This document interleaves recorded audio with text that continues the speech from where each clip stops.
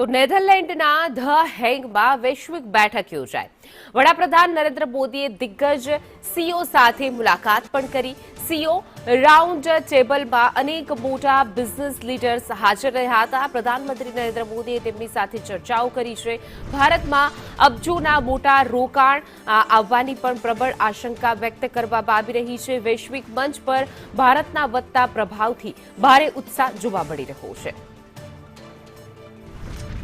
તો પ્રધાનમંત્રી નરેન્દ્ર મોદીએ દિગ્ગજ સીઓ સાથે જે બેઠક કરી હતી, ભારતમાં અબજોના રોકાણ થાય એવી પણ શક્યતા છે। નેધરલેન્ડના ધ હેગમાં પ્રધાનમંત્રી નરેન્દ્ર મોદીએ બિઝનેસમેનો સાથે બેઠક કરી, રોકાણકારો સાથે બેઠક કરી છે।